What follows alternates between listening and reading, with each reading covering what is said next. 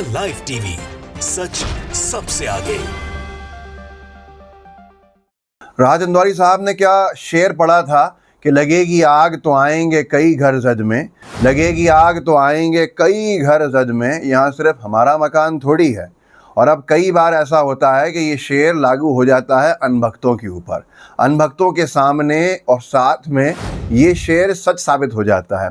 कैसे? मैं ऐसा इसलिए कह रहा हूँ कि जिन कार्रवाइयों पे, बुलडोज़र जैसी कार्रवाइयों पे जब मुस्लिम समुदाय के घरों पे चलते हैं बुलडोज़र, बड़ी खुशी होती है अनभक्तों को, क्योंकि वो धर्म देख रहे होते हैं और देख रहे होते हैं कि मुस्लिम समुदाय के लोगों पे कार्रवाई हो रही है। वो कार्रवाई सही है गलत है एक लंबा विषय है, लेकिन जब उनके ऊपर होती है अनभक्तों पे तो फिर उसको उनकी आंखें खुलती हैं।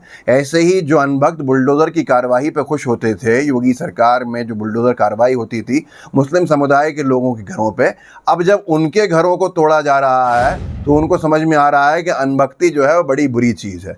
मैं आपको एक वीडियो दिखाता हूँ कि कैसे एक अनभक्त के घर में बुलडोज़र चला और उसने कैसे योगी सरकार के बारे में क्या कुछ कहा है, और खुद की बेवकूफ़ी के ऊपर भी जो कहा है वो सुनने लायक है। सुनिए। ये हम जैसे बीजेपी अंधभक्त की यही सजा होना चाहिए, जो हम थे, जो बीजेपी के अंधभक्त होते हैं उनकी यही सजा होना चाहिए जो आज हमारे साथ हुआ।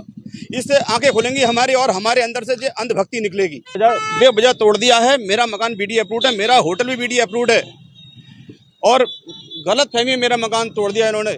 झूठा मुकदमा लिख कर तोड़ दिया मेरा मकान। मेरा कोई दोष नहीं है, मेरे किसी परिवार का दोष नहीं है, और जिस प्लॉट को लेकर मुझे गलत ठहराया जा रही है उसके मैं ये सारे पेपर लेकर आया हूँ। ये सारे पेपर हैं, ओरिजिनल डॉक्यूमेंट है उसके। ये कोई भी हमारी बात सुनने को तैयार नहीं है। आज हमारे पूरे घर को तहस नहस कर दिया, हमारा पूरा परिवार सड़क पे आ गया है आज। सूर्य समाजवादी ने लिखा इस वीडियो को डाल के कि राजीव राणा योगी भक्त था, जब गरीबों का बुलडोज़र चलता था तो जश्न मनाता था, आज इसके घर का बुलडोज़र चल गया तो रो रहा है।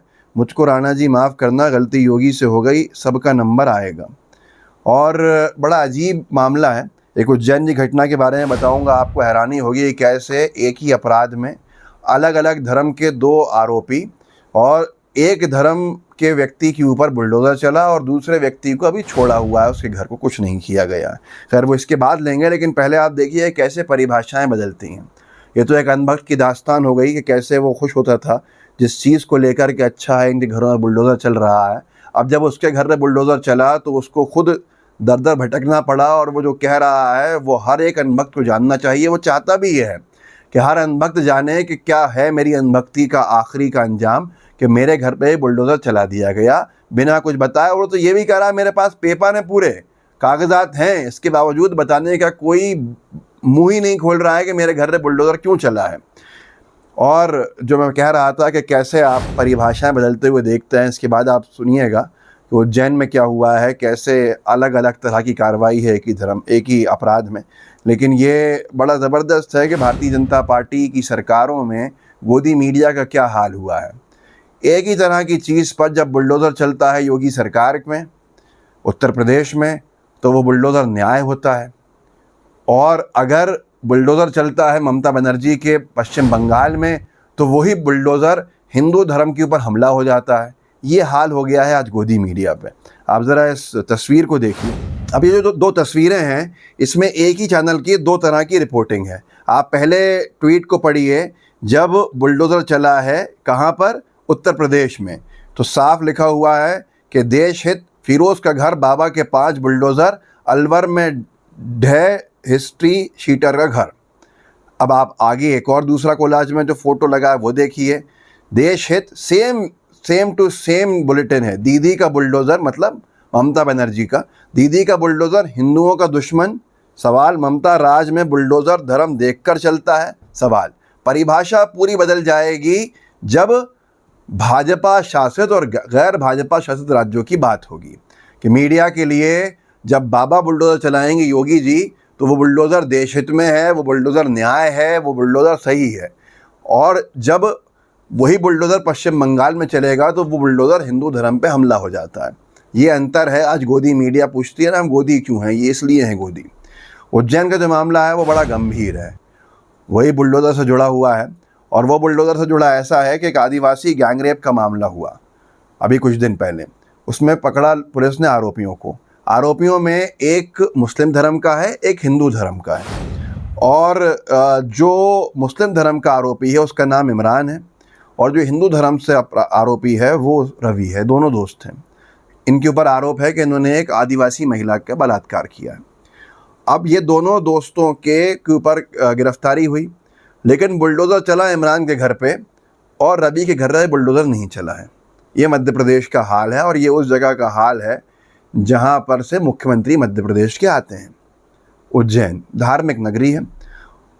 रवि का घर ये बुलडोज़र का सामना नहीं आया है, लेकिन इमरान का घर नष्ट नाबूद कर दिया गया है। पुलिस का कहना यह है कि अभी नगर निगम ने हमको जानकारी नहीं दी है रवि के घर को लेकर, मतलब अनुमति नहीं दी है।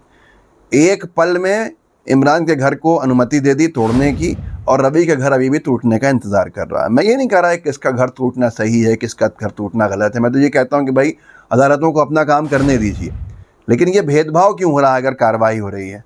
अशरफ ने लिखा है इस पर कि उज्जैन में दो दोस्त रवि और इमरान ने एक महिला से बलात्कार किया। पुलिस ने दोनों को गिरफ्तार कर लिया। अगले दिन जिला प्रशासन ने इमरान का घर तोड़ दिया। पुलिस ने बताया कि उज्जैन नगर निगम रवि का घर तोड़ने की अनुमति नहीं दे रहा है। एक कानून है, दो अलग अलग लोगों पे धर्म देख के लागू किया जाता है। अगर आप साफ बोलें उर्दू हिंदी नाम छोड़ के, अगर आप मुसलमान हैं तो आपके ऊपर बीजेपी के राज में अलग कानून लगाया जाएगा, और वहीं अगर आप हिंदू हैं तो बीजेपी के राज में हल्का कानून उस पर लगाया जाएगा। अपराध भले ही एक हो, लेकिन सज़ा अलग अलग है। तो ये एक बड़ा विषय है जो आज खड़ा हो गया, और ये भेदभाव जो है वो बहुत नुकसानदेह है। ईटीवी ने लिखा कि आदिवासी गैंगरेप के आरोपी के घर पर चला बुलडोज़र, अन्य दो आरोपी भी धरे गए। अब आप इसमें आगे देखिए कि इन्होंने ये लिखा है कि आरोपी इमरान के मकान को तोड़ दिया, साथ ही जहां महिला के साथ दुष्कर्म की घटना को अंजाम दिया गया था उस झोपड़ी को भी तोड़ा गया है। इसके अलावा दूसरे आरोपी रवि के मकान को भी जल्द तोड़ने की कार्यवाही की जाएगी।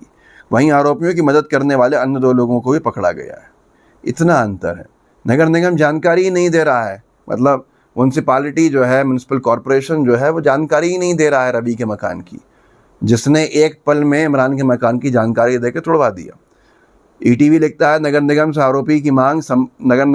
आरोपी की मांगी संपत्ति की जानकारी। उज्जैन एसपी ने बताया कि महिला के साथ दुष्कर्म करने वाले आरोपी इमरान के मकान को तोड़ने की कार्रवाई की गई है। वारदात के बाद आरोपियों को भागने में मदद करने वाले दो और आरोपियों को पुलिस ने पकड़ा है। उनके खिलाफ वैधानिक कार्रवाई की जा रही है। वहीं टीआई रविंद्र कटारे ने बताया कि आरोपी रवि के मकान की जानकारी नगर निगम से मांगी गई है। संपत्ति की जानकारी मिलने पर आदेश अनुसार कार्रवाई की जाएगी। ये इतना बड़ा अंतर क्यों है, इतना भेदभाव क्यों है, ये सवाल आज सबको पूछना चाहिए। तो इस वीडियो को आगे बढ़ाइएगा, लोगों को जागरूक कीजिएगा। व्हाट्सएप ग्रुप्स होंगे उनमें ज़रूर शेयर कीजिएगा, ताकि लोग जागरूक हों, उन्हें पता चले कि धरातल पे क्या हो रहा है। जय हिंद, जय भारत। द लाइव टीवी, सच सबसे आगे।